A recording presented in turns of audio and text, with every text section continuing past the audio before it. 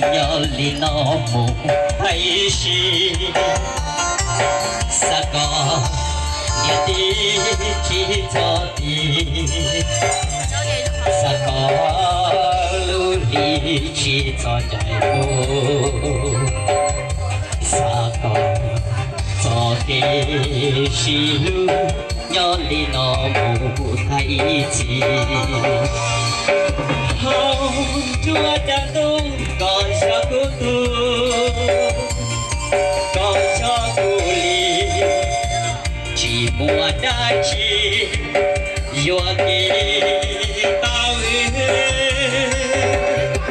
lo quy hao cô lưu su đi cho tay tên nó yêu trái có chia cho tao kể cho chi có chi có tha xa còn cô ba đi chạy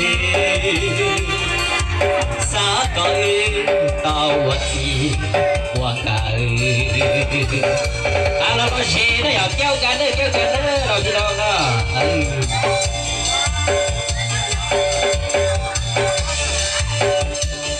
quên sao cho đi đây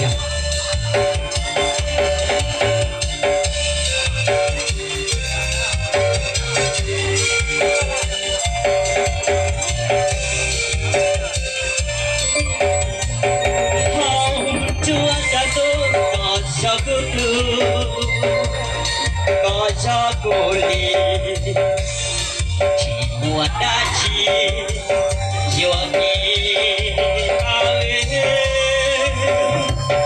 lo quy hao cô lúc xuống đi cho tay tên nó yêu trời có tiền cho tao kể cho chi có chi có tha xa còn được đi trời xa có tao gì qua đời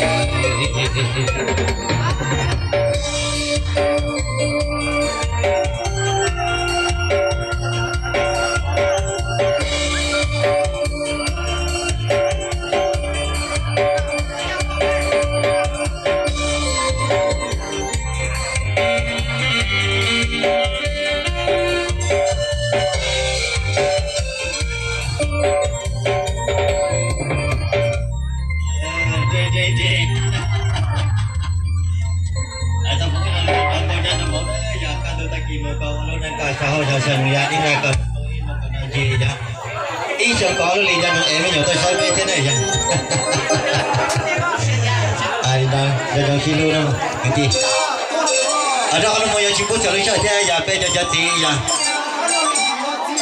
ở theo này giờ bây giờ gì cho là ngoài hàng là bằng đôi cho giờ cho phần đầu thế mà lên chặt đến đây có con thôi chờ giờ bây giờ này có họ đây họ trả lời có đây họ trả lời ô lúc thế đây giờ hello phi xe chở mua đấy giờ tìm mình chở đây giờ đó là một chiếc xe lấy theo giờ mua bây giờ gì cho này thì tôi sang gia cho này thì tôi sang lâu giờ cho nó ngoài hàng là vùng Hãy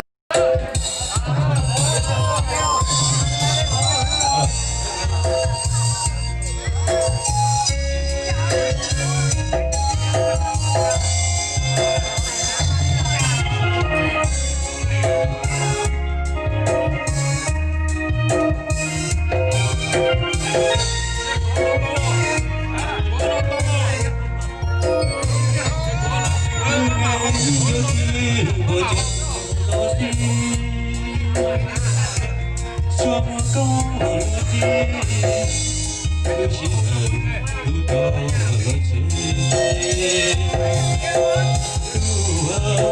Ghiền Mì Gõ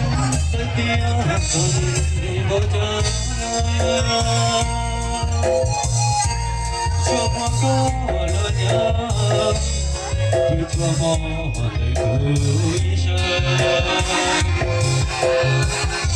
我的家，你就是我家的父母。这样过的小日子，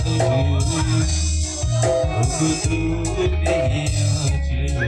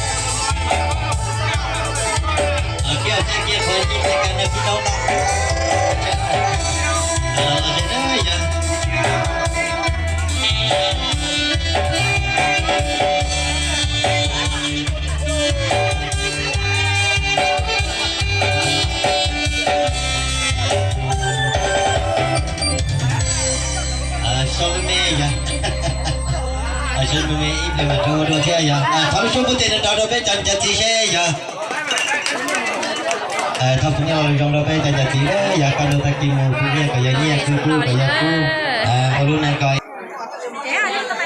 Đây mà. Chỉ nói chế ba lòng chế đó. Ba lòng chế thì cứ tao sầu mà mất ba lòng chế đi hả?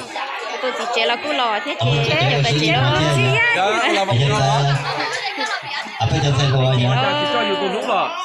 Lúc này cho chị. Còn lúc sẽ để là cái nhà cái này kia cho giờ tôi hỏi giờ. Bây giờ có tí cái lời giải thư giờ đi mua là chỉ chỉ là gì tôi cho nó là kia giờ đi ta. Từ mà hồi là cho chị. Còn nó hả chị nó chị rồi cho đi nó. Gì mà mua đấy vậy? Chị ư là. Đã con mua giờ chị mua chị cho chơi giờ tới giờ. Hello tao mua đi này giờ có. Ba hạt tia giờ là mua chế nó để xin mà nó sẽ nói chế. Rồi tôi chừng muốn chú rồi nó thế chế chế. Chị lấy dầu ít biết nói thế cho thế tao phải chế nó. Lấy chai giờ. Bé chế tức là bên nó chống cái nó. Cái thân này ban giờ. Cái thân này ban giờ có lâu giờ. Cái chuyện rồi giờ thế thôi. Cho ba phụ gia giờ. Cái chuyện rồi giờ. Ở nhà hồi đó nó giờ cái thân này ban giờ có lâu thế là đồ thân. Chưa phụ gia giờ. Nên nhau phải từ giờ tao chết nữa giờ.